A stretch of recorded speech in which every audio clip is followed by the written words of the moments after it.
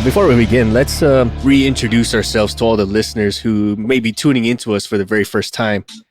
I myself am Six. And I am MVP. And our third host, Shoreline, he is once again out for some work trips. He doubles as an audio engineer, and he's going back into the mix, doing his thing. But we are the Cancel for Maintenance podcast, and we're a show that talks and takes a behind-the-scenes look at the gritty, non-glamorous life of aircraft maintenance. We give some comedic and insightful nuggets of wisdom in hopes of giving you, the listener, that split moment's relief that may just help prevent a mishap, possibly save your life. At the very least, you'll get a wind down from hearing us talk about our stupid shit. And go, how are these guys not dead? Yeah. But we made all the mistakes, so you don't have to again. So, and we continue to make them for science. For science, you know? So you don't have to. Yay, everybody wins. Yay. Shoreline, insert that clapping. People clapping in the background. Yay. Today, we were kind of just talking about this offline, and it kind of... Well, we were talking about it offline because you had an experience with it here real recently, or you were in a meeting where this happened. Yes. It's about like provocation, otherwise known as like trash talk or shit talking. If you've ever been in the industry such as aviation, this is everywhere, and it takes all sorts of forms. Everywhere and every day. You can't escape it. And I got to tell you, good trash talking is an art form. Like, I'm smiling right now because I'm thinking of some of the instances. Not that I'm not a great trash talker. Like, I get one-liners in here and there. I get lucky. But there's some people that have made it a real art form that can just cut you with a verbal knife. Like, yes. Oh, beautiful. And the ones that get me the most are like the safe for email trash talks. You know what I mean? Like, you just it comes across your inbox and like, this guy's talking shit about me. You can just read it. Yeah, you read it. It's real. Like, especially when the email, you know how the person talks in real life, and when they come across and you know they pulled out Webster's dictionary to write this email. Oh yeah. Yeah. And some of them, you know, like, they're real good. Like, they're very good jokes, but they say it so well in email or just even in person. It's like professional cussing at this point. And like, it's not so bad where you readily understand it as cussing or talking shit. But after some time, it sits and it marinates, and like, this motherfucker been talking smack. But, you know, like, time's already passed and you can't go back to it. And like, oh man, I freaking love it. Yeah, you're sitting there in the shower. Oh, I should have responded with this, but it's too late. You can't come back a day or two later. Right. But then if you can't hit it with a quick wit, then, you know, lick your wounds and cut your losses. Try again next time. Now I have seen some individuals who have tried. Right. They got the shit talking. They got their ego shut down. They wait a couple of minutes, a couple of hours, or whatever, and they'll show up again. They'll try to start some other stuff with you, and like you didn't learn your lesson the first time, and then they cut you down again. There's a couple of friends that we have are like extremely good at this, and I don't know how they do it. They just have like these this library of just professional cussing in their minds that they can just like easily, readily pull one out, and then it just cuts you for good. I'm like, oh, damn, that was fast. Like, you were prepared. You were ready for this. Yeah, it was a kill shot. Like I said, I envy people who can do that because I am not one of those. Now, that said, I have one of those that works for me, and they get me on nearly a daily basis. And all I can do is laugh because got me. Like, damn it. Oh, just burns, like, really grinds it in. Congrats, I played myself. And then going back to what you were alluding earlier about the actual shit talking that I experienced at work. So tell me a place is toxic without really telling me. I'm in a restroom. I'm just going there to wash my hands. And I hear a person in the stall with his phone on speaker in a meeting as he's pushing loaves out. I'm like, excuse, what are you doing? Yeah, like, and he's talking. You got that mute pressed. And he's talking. No, he's talking. And he's talking, and you can hear all the noises and all the motions and everything happening. People are flushing the toilets next to him. I'm like, come on, guy, man. Like at that point, can you just say, hey, that's real shit talking. Yeah, real shit talking. I'm literally on the can in this meeting. Whoever was in charge of that meeting, he or she probably said, like, I will have max participation in this meeting, no excuses. And then that person in the stall, like, but I need to use the restroom. Like, did I fucking stutter? You will be in this meeting one way or another. Like, all right, it's your ears, not mine. Yeah, it's pretty wild. Like I've been in a meeting very recently too, where it was a Skype meeting, right? So some people were in the room, some people were not. The other ones who were not, they called in via Skype, and they're sitting there on the speakerphone, and the phone's not on mute, and it's right before the meeting starts, and everybody's talking, and you can see on the monitor like who's on the phone, and couple of guys were talking, this guy, he sets up these grandiose schedules. It's really just a good idea fairy. All he does is come and sprinkle his good ideas and fucking leave. The best part about what he does is fucking leave, and this and that and the other. And the guy that they were talking about was he's like, guys, I'm on the phone. And the guys talking shit were like, we said what we said. Like, holy shit, not even. That has to be so freeing, though, to be in that position where you're just openly talking shit like that, and somebody hears it, and they're like, "Hey, but I'm right here," and you're like, "Yeah, I know. It was meant for you to hear." Oh, so what do you respond with that? Well, yeah, you guys are stupid heads. Or you do like that childish thing where you just repeat what they say in like this really stupid voice, like, "Oh no, you would have went out of my." That kind of reminds me of the movie Few Good Men. And this is probably my second most favorite scene next to the one in court where Jack Nicholson really hands the lawyers the case. It's in the very beginning where Demi Moore is rehearsing her speech to get assigned the case in the movie. And then I guess the head JAG or the head captain or whatever the heck is, he's like, Joanne, like, why don't you go get yourself a cup of coffee? And then Demi Moore's like, no, sir, I'm fine. And then, like, without missing a beat, looks her dead in the face and just goes, like, look, Commander, I just need you to leave the room so we can talk shit about you behind your back. And then she just gets up and leaves. I mean, some people don't really find that funny. I was cracking up because some people you just got to be real blunt with about them like that. And going backwards now for the whole shit talking thing or trash talking is like, why do we do it? Why is this so common in aviation and other industries? It's usually industries where there's a lot of like hands-on labor. And it's not a new concept either, right? Philip II of Macedon sent his enemies a message basically saying, if I bring my armies to your land, we're going to destroy you. Or if I bring my armies to your land, I'll destroy you. And what did the enemies respond with? They just wrote, if. Yeah. And the idea behind the trash talk, as you were alluding to with Philip of Macedon and all kinds of other ones, you see them too in car commercials too. Like they'll get real brave about it. Like I think it was Mercedes.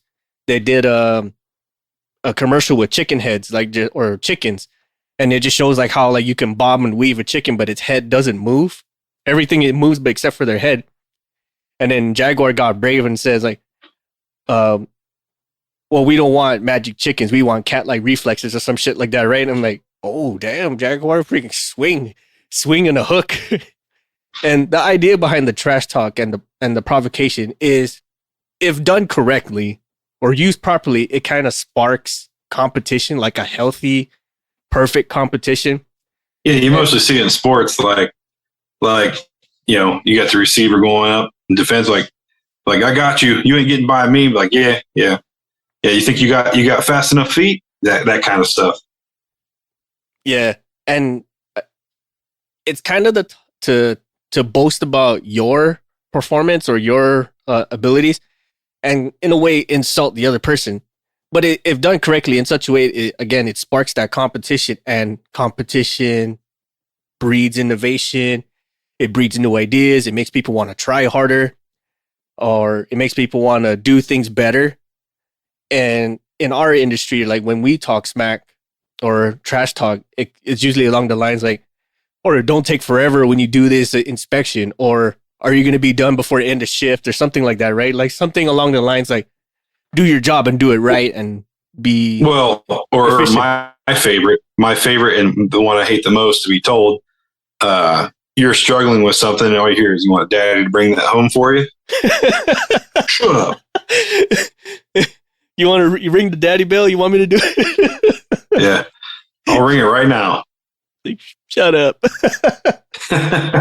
That's even more funny when it's women mechanics that do it, because it's rare having them on the floor to begin with. But the ones that are there, they're very good at their job for the most part. And it doesn't hit the same way when they say something like, "Do you want mommy to do it?" I'm like, that doesn't sound right. Just say daddy. It's okay. I've still heard women say, "You want daddy to bring it home for you?" And you're like, it's kind of like you don't know how to respond. You're like, "But you're a girl." "Yeah, but I'm still daddy to you." Oh man, I'm a doubly bitch. Like, yes, daddy. You know what? That reminds me of Coyote when she came on, right? It was like, "You want daddy to do it for you?" I'm like, she's like this 5'2" skinny girl, and like telling like big dudes to pretty much kick rocks. I'm like, and they take it. I'm like, oh damn. Well, she's not 5'2". She's probably taller. Yeah, or you get this one all the time. I think I always refer to her as your sister, but her thing she would always say is like, "Don't be a bitch." She would just look at you, like, look in your eyes, look what you're doing, like, "Don't be a bitch." Like, I could have had that done already, but you're kind of being like a little bitch about it. And you're like, "Shut up! I haven't even got all my tools out yet." And again, like this, when done correctly, it sparks competition and innovation. However, if you use it incorrectly, that kind of turns into a competition of just trying to cut the other person down, or how do you say, like one-upping, like you're trying to one-up that person. And well, you're trying to get that kill shot, right? Like 8 Mile. You're trying to get that final verse in that just shuts the whole event down. Yes, because there's no comeback to it. And if taken too far, then it turns into bullying, and then sometimes hazing. Then fist fights. Yes, and then you just start these rivalries that just they didn't have any base to really go off of, other than the other person just talked smack about you and called your mom fat or something like that. You know what I mean? Like those middle school fights, you know? Yeah. What's the other one, right? Somebody's really into going to the gym, right? And into the fitness and all that stuff. And that's all they talk about. So you just kind of approach them. You might have never talked to him before. And you're like, "So you're, I take it you're into fitness?" "Yeah, man, I love fitness. Obviously, look at me. That's cool. How about fitness dick in your mouth then?" Oh, and everybody around, you know, and that just adds the insult when everybody else like starts going, "Oh shit!" That person's like, "Hey, what the fuck, man?" So like, I did it to one of our security guys overseas. What the heck was his name? Dude was from South Carolina. Super awesome guy. We ended up becoming real good friends. But we were on deployment. He'd shown up. I'd already been there several months, and he didn't. You know, that's all he was talking about the first few days. I hit with that one-liner. That's the first thing I've ever said to him. And he was like, he just kind of stares at me. I was like, "All right, man." I just went into the other room, like where our office was. And like an hour later, he opens the door. He's like, "Hey, what the fuck?" He's like, "I ain't even said 2 words to you. And that's the fucking first thing you say." And I was like, "Pretty funny though, huh?" He's like, "I mean, yeah, now." I was pissed off for about 30 minutes, but it was just pretty. And then we ended up becoming good friends. And guess what? Going to the gym and working out together and stuff. But that kind of shit, you know? Yeah. So speaking about the gym, that kind of sparked a memory with me. Like, whenever we go into like work trips or whatever, there's always like a gym nearby, be it a hotel or like something that we brought along. And it would always be like this ongoing tease to each other. It's like, bro, you're looking kind of small, man. Like, well, either you're getting smaller, or I'm just getting big, you know, or some stupid shit like that. And like, fuck you, man. Like, he tries to pump out like 5 more just to get that extra swole, you know? Yeah. Or he takes like that one pre-workout that swears it's gonna make you big, like Super Pump, I think it was called, or some other craziness. You see guys like just like dry swallowing pre-workout powder. Fucking ripping lines of pre-work. What was that? What was really big in Iraq? Was it No Explode? Yeah, I think it was really big in the Iraq days. Yeah, No Explode. Dudes were pretty much ripping lines of No Explode off the counter. Yeah. Well, first it was no, and then shot and following up with a chaser of that. The hell's that energy drink? We've talked about it before. Six. Oh, what is that? Rippets. Or mixing No Explode and Rippets and just seeing how close to death you can really get from a heart attack. Yeah, not to include like the massive heat wave or the freezing cold and shit. You know, just like stuff like your body's not meant to take when it's healthy. And I shouldn't be succumbed to this kind of pressures on a daily, but here we are. Yes, exactly. And so while we're getting this with being overzealous or too wrapped up in the one-upping or just getting the kill shot, is like it's cool to like kind of give a little bit of a competitive nudge to your buddies or your rivals. But when you start focusing too hard on just talking smack, you know, just kind of like we're going to do better in sales, or you're going to really suck because we're just really going to kill it or something like that, you stop focusing on what you're supposed to be doing and you're just worrying about talking shit to the other person. You know what I mean? You ever seen some of that happen? Like, yeah. Their whole day, they just show up to work and they just talk shit the whole time. And they do maybe some work just to kind of stay busy. But majority of their effort is just trying to outdo the person or probably do some kind of shot prank or whatever. Just to get that kill shot in there, whatever it is, be a one-liner or be it like just getting them that solid prank that they really can't come back from. Is it, in your experience, as that one person that's not really doing a lot of work but doing all the shit talking, typically an older, heavier set dude? Sometimes. You know what? Now did you mention that? Sometimes. Most times. So what I like to do in those instances, and we're like, oh man, you're the best at this, huh? Well then, all right, daddy, I'll ring that bell. Come over here and show me how to do it. And you're sitting there. Let's just say the dude's name's Gerald. What's going on, Gerald? You can't fit into that panel, that bay. What's going on? You want me to get some plastic spoons and mold your fat into the bay so you can squeeze in there, buddy? What's going on? Like, and just start shit talking them back like that. Yeah, it's body shaming, but fuck them. You know what I mean? Yeah. And then that's like borderline, right? And again, like we said, like if a little bit to kind of check your egos or just give yourself that competition is one thing, but you know, like when you take it too far, then it turns into bullying, hazing, and all that other craziness where things get out of control very fast. And that's kind of like the cons of trash talking. And kind of bringing back what you said, like or earlier when we were talking about like you're in a speakerphone or you're in a room full of people and you finally just let it out, whatever your frustration was. Like, yeah, I said what I said. You heard me, right? And yeah, when you finally get to that point of no return, like, what are you going to do? Fire me? Bet you don't. I bet you won't. And as the employee doing that, hell yeah, it feels freaking great, right? Because you finally said what you needed to get off your chest. It feels great for that instant or maybe more because you finally asserted yourself. Now, flipping the script on this, if you were like that person's boss or his lead or his supervisor or whatever, you kind of have to put a lid on that because now everyone just starts seeing you as a bitch, really, and they start questioning your position. And it may not even be because you suck. It could just be, oh, this person called you a bitch and you're not correcting it. So like, is that alpha beta mentality? You know what I mean? Like, oh, we just took down the alpha, so we don't have to listen to him or her anymore. It's like this herd pack mentality. So, or that pecking order type thing. Yes, that's it. That's what I was looking for. And so you as the boss, the supervisor, whoever's in charge of that person who just called you out. I mean, there's a whole bunch of options you can go with. Either one, you can ignore it, which you can run the gamut on what kind of ramifications you're going to get from that. But sometimes an employee is just like venting about something, they just needed to talk out loud. Like, it's hot in here or it's cold in here. Why are we staying here so long? Right? Just like someone always has something to be irate about or go on a tirade about something, but it's nothing damning, I guess. So it's nothing like of value. They're just talking shit to talk shit. So like, oh well, yeah, just talking to hear their own voice. Yes, and they just run their mouth like whatever. Just let them motor out, and we'll go and continue on business as usual. Sometimes you get the ones that just really have it in them to just challenge you openly in a group of professionals, say like in a meeting or like a tasking for the day for like the line guys or rampers or whatever the case may be. Someone just really has to throw it in there to fucking put you on blast, whether you're the lead or the supervisor, whatever.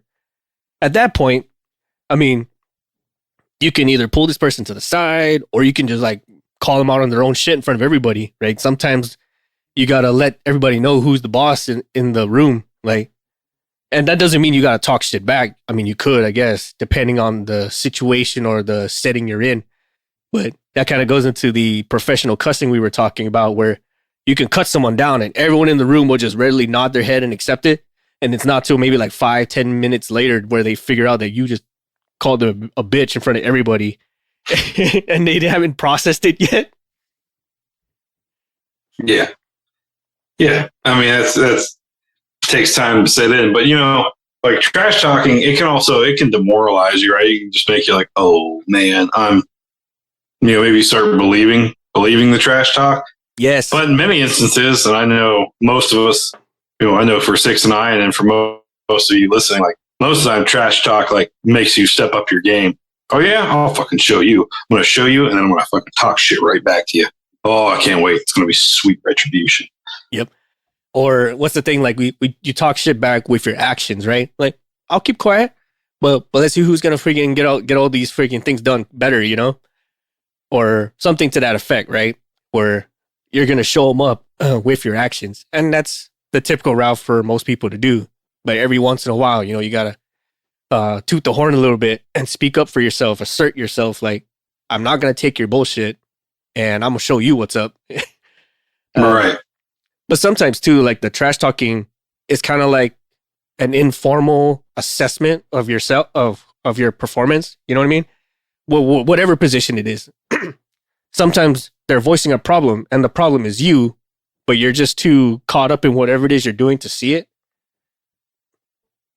And so sometimes like someone just doesn't have that kind of a filter and they put you on blast, or that person like just says it to your face. I'm like, well, I'm not a piece of shit, or I don't yell all the time.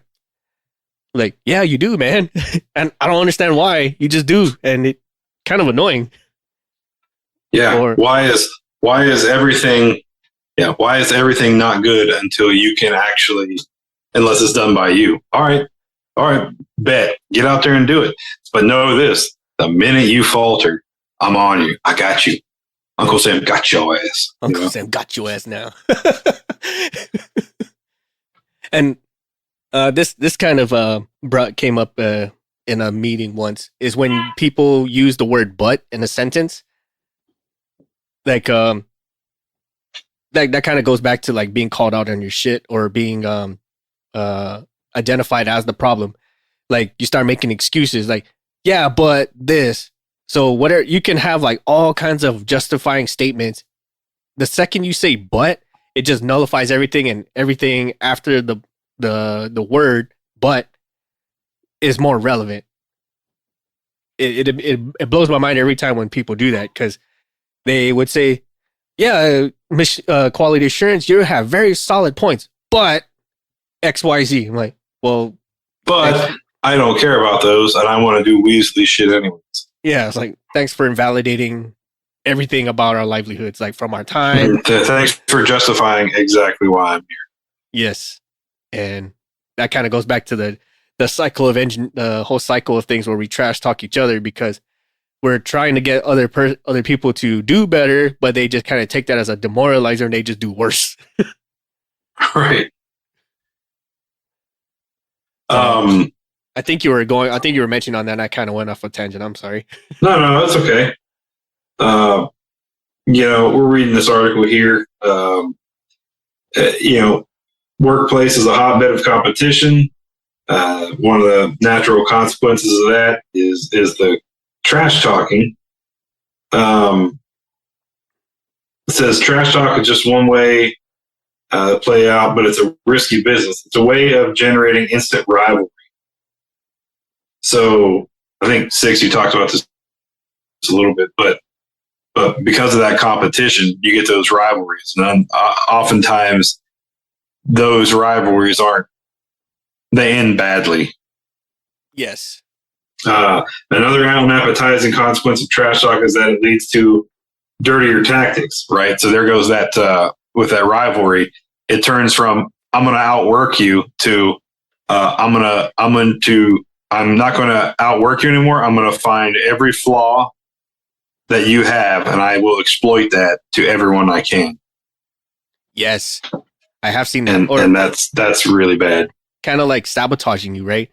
And sure, yeah. And it can be something small, like I'm gonna pick out your errors in front of everybody, or I'm gonna say like how what you want to do is not feasible or cost efficient in front of everybody, instead of just saying like, hey man, you might want to move a zero here or there or some shit like that. Like just really putting you on blast to highlight your faults or your weaknesses, or sabotage you directly, indirectly, like or it could be something subtle, like, oh, you're gonna work with this new person who has no experience whatsoever on this plane. Oh, by the way, this has to be ready in the next 2 hours. I'm like this takes 2 hours with 4 very skilled and knowledgeable people, and you want me to do it with myself and a non-experienced person? Kind of in half the time. Yeah, that's kind of kind of setting me up for failure here, friend. Yeah, well, get it done, because yeah, and we've seen that kind of punishment for somebody, like your competition is too threatening for them, whether it be your trash talk or your performance.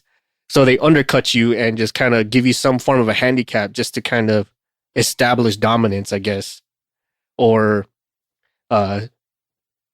reinforce their place in the pecking order, because you trash talk too much for them to handle, and it's starting to get unruly in their eyes, right?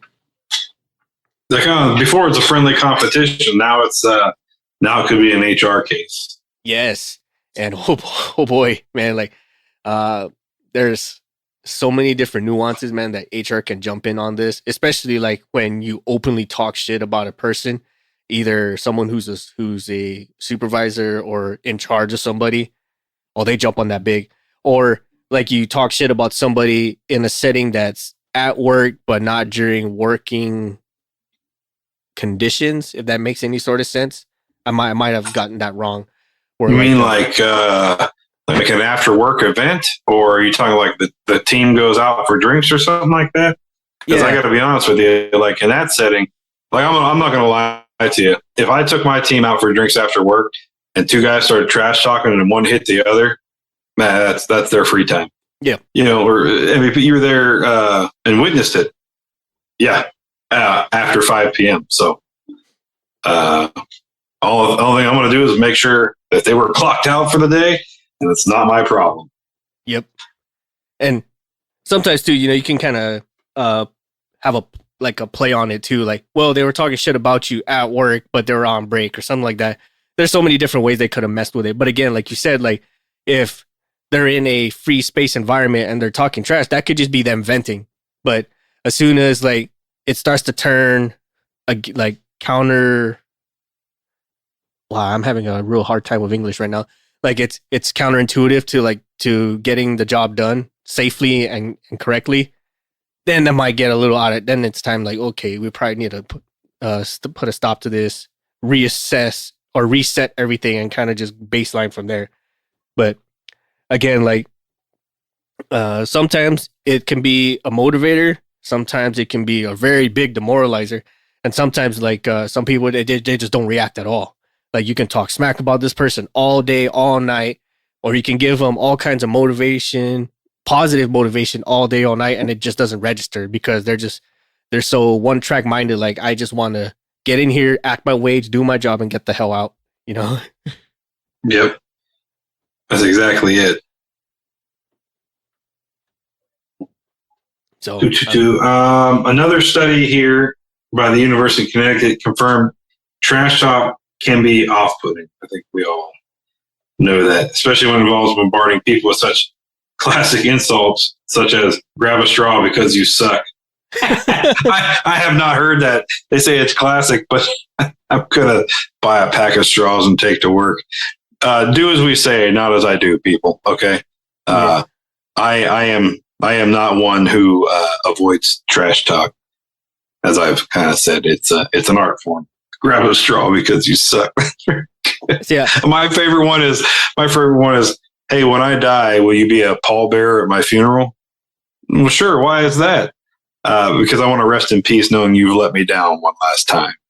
That's my favorite one of all time.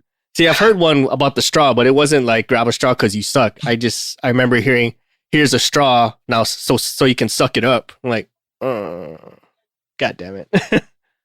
See, I've heard that one, but same otherwise. But yeah, the one with the pallbearer, that one's still one of my favorites. So you can just let me down one last time. God, such good stuff. It's good stuff. But again, like we were saying, like, so a lot of this stuff, when it gets out of hand, it starts turning into a distraction where you stop doing the actual work or the goals you were aiming to compete for, whatever that goal is, be it a promotion, getting the job done faster, innovating something better, whatever. To is just now my purpose in life, or at least for this next couple hours, is to just get that kill shot in on you, or just do that one up on you. Yeah, exactly. So, I mean, there's different ways we can combat all this, and probably the best way to go about it, if you are going to talk trash, is talk yourself up, but not put the other person down. You know what I mean? Like, I can do this better than you. I bet you I can do whatever you do in half the time, or something like that to the effect, right? And that kind of just, it's kind of passive aggressive. I know this, but it's more like boasting about your abilities. And if you got the talent to do it, by all means, like, there's all sorts of athletes out there who talk all sorts of smack about how they can just dunk on people, or if this person's blocking them, they'll just move right past them like they're not there and stuff like that. And that will spark the other person, like, oh, I'm gonna be the one to shut you up. You know what I mean? Yeah. Like, I'm gonna end your reign of trash talking terror. Yep, I'm gonna end your streak right here, like the freaking Undertaker. I'm just gonna break the streak. Sometimes having these rivalries between, it can be in an organization or outside. I think the ones outside the organization gets a little sketchy, because say like school rivalries, for instance. It's all good and fun when it's controlled, right? Like, okay, here's your barriers, here's your boundaries, do not cross this.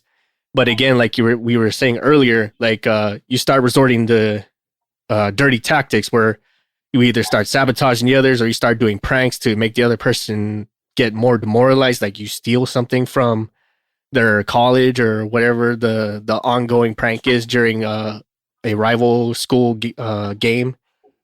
When that kind of stuff is not controlled, then things get pretty rowdy very fast. So when you are in this controlled setting, it just goes haywire all the way.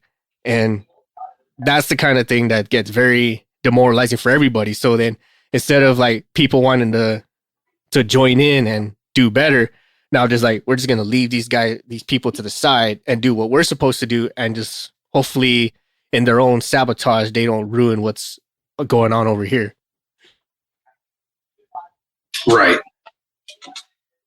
So another article we have here, it says confronting trash talk on your work team. In this scenario, it says a manager has difficulty trusting the team after a disgruntled member leaves. So the question comes from the manager, right? After a team member left the company, I found indications that he was trash talking about me with other team members. Now I am having trouble trusting them and their loyalty to me and this team. How can I handle this? The answer was given was, it doesn't pay to write off your team based on your departed staff members' behavior. So I read that as like, you're 40 years old, which it says here in the thing that the manager's 40 years. You're 40 years old. Boo hoo. You know, you're not there to make friends. You're there to do a job. Yep. Think about it this way. If you were part of the team and fell under this type of suspicion, would it feel fair? Then consider if you tried to shut down the disgruntled employee or bring him around to be more positive. It would be very discouraging to be mistrusted. Given that, what would it take for you to give these folks the benefit of the doubt? Let's see here. It says, take conscious steps to focus on the brighter side. Person by person, think about their positive attributes and behaviors. Separate your thinking about them from this incident to help yourself move on. So basically, like, hey, this was happening. Okay, how can I change the hearts and minds? I think there's a book out there called Changing Hearts and Minds, but that's essentially what you're going to do. Okay, let me prove to you that I'm not the dickbag that this person said I am. And sometimes, that takes a lot of work because that person might have been very popular amongst the teammates, or he has their ear a lot more close than you do. And a lot of it takes a lot of work. But if you're actually showing genuine effort, like you're not just trying to assert dominance and you're actually trying to improve and make things better, then they'll start noticing like, okay, yeah, like this person's saying a bunch, but I understand my boss or my lead or my supervisor's character to the point where like, I know he's not what he says or what he or she does. It's going to match up to whatever they tell me versus what the disgruntled teammate or ex-teammate says. I'm like, well, this person's a piece of shit. Well, he or she's been kind of taking care of me pretty well. So now they start flipping the script. Like, why are you so pissed? Right? Like, what happened to you? And then they start picking apart their problems. Like, why are they holding such a grudge even though they're no longer part of the team or company or organization anymore? No, that's a good point. It says some may have gotten caught up in the negativity. If you haven't seen any behavioral manifestations, consider just moving on from it. So I know, like from my own experience, there was a while where the team was you couldn't do anything to make them happy, right? But it was one person was leaving and all they were talking about was the new place and it's that unknown and wow, the grass sounds so much greener. So everybody starts talking shit of where they're at. But then that one person moves on, then all of a sudden you kind of notice that the shit talking sort of stops. Right. Because there's not that one person there anymore perpetuating. Not that they were doing it maliciously or whatever else. It's just that typically was what happens when somebody moves on somewhere else. Everybody gets excited and says, oh, where are you going? What's it like? What do they offer? It's just the nature of the beast. That's business. Yep. But, so I don't condemn everybody because typically it's probably not how they truly feel. They're just, like you said earlier, it's that herd mentality. Just everybody starts echo chambering one another. Right. Or, that person was just surrounded by so much negativity in the time and space they were in, and they're just venting it out however they saw fit to comfort themselves. And then it starts osmosis getting absorbed by everybody else. Like, wow, this person's like genuinely mad. And everyone else is just mad for no reason because it's not that they're mad at something or somebody. It's just, that's just how the atmosphere has bred itself. And it's kind of like you can't sit in a mud hole and not get dirty kind of thing. And, like you said, like once that person leaves and the atmosphere kind of clears itself, then people start having a little bit of a mental clarity. Like, why were we pissed in the first place? And especially if you're actively trying to win the hearts and minds by improving things for the better and actually addressing their concerns, that like, why were we mad in the first place? What was the issue? And then the culture shifts, and next thing you know, they don't even remember why any of that was happening because it's so far gone now. They've moved on. They've progressed, and now they just you can use work to just get past that. Okay, that person's gone. Hey guys, I got new assignments for everybody, and blah blah blah. You just kind of keep them busy. Next thing you know, they're like, "Hey, were we talking about something? We were talking shit, but I don't remember why we were talking shit." Oh well, Yep. So that's pretty much the trash talking in a nutshell, really. I mean, there's different scenarios, there's different avenues that can be that can be experienced, right? Some guys, it's just like a natural way they talk wherever they're from, right? Like, or it could just be like something they picked up from a previous organization, a school, or an institution, whatever. And some of them may be to spur competition, but sometimes, like things go a little too far and then you gotta have to give them that little bit of a reset. But that's all incumbent on the team and the environment that you're in to kind of know when and where's the right place to do such things, and then if it's even warranted for you to do that, and then knowing the boundaries of everybody and everything. I think I kind of said that already, but just knowing the boundaries. Yeah, know the limit, or pay attention, read the room, I guess. Yes, that's it.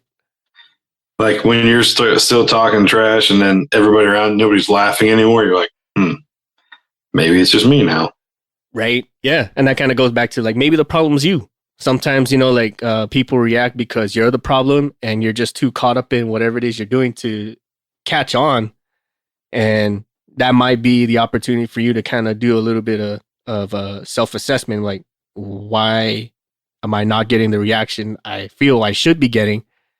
Or someone else kind of resets you for you and kind of pulls you to the side, or however is most efficient. Like, hey, you might want to dial down a little bit on this, because it's not about being the king of the hill. It's about being a cohesive unit and getting the job done as efficiently as possible, or as safely and efficiently as possible. And every once in a while, it's cool to have like a team versus team thing, or organization versus organization thing, provided that everyone understands the boundaries and the limits. Like, you can't cross this line, otherwise it turns into like a whole ass mess. Yeah, I guess my parting words would be, use trash talk as playful banter. Just have fun with it. Yes, but don't get super invested in it. Just hit them with some one-liners here and there, and they'll hit you back and get some good laughs out of it. Yes, exactly that. Well, let us know what you think. Like, what's some of the best trash talk you have seen, received, or given at your workplace? Let us know, like, if it was a scenario that's kind of like a little tease here and there, or, like kind of a competitive jab at each other. And let us know, like, has there been times where it started fun, then it kind of got out of hand? Whatever is the easiest way to get in hold of us, whether it be social medias or emails, one way or another. And if we get enough of these, we could probably do like a reacts episode about it. Like, this is what one person said, what they did. Like, has something happened like that to us, or have we heard more stories like this? And just, it'd be pretty fun to hear your stories and us react to it. Yeah, I would enjoy reading those stories. We especially love those listener interactions, because it tells us like what you guys experience, and then if we were on the same wavelength as all of you. But by all means, please let us know what your thoughts are, and if you had any sort of stories or experiences similar to what we were talking about. And again, for everyone else, we've also have a comic series that follows in line with the podcast on the Tapas app. Just search Council for Maintenance or CXMX Comics and check out some of our stories. And as exaggerated as some of them are, they're pretty realistic. Like, they've actually happened. We've embellished a couple of things here and there, but they've actually happened. Yeah. Each comic strip is a embellished true story. And it might only be embellished in picture alone. Yes. But verbiage accurate or whatever else, Yes. But again, let us know your feedback and tell us how we are. And on that note, we'll thank you guys for listening, and we'll catch you again next time. Bye, everybody.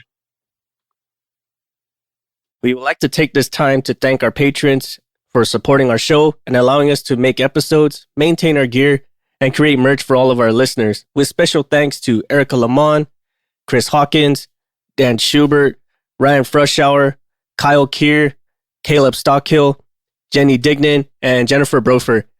Thank you all so much for your support and patronage. If you like our show, please support us on Patreon. You'll receive awesome perks such as access to our private Discord, discounts on and early access to merch, first glimpse of our comics and other projects, and so much more.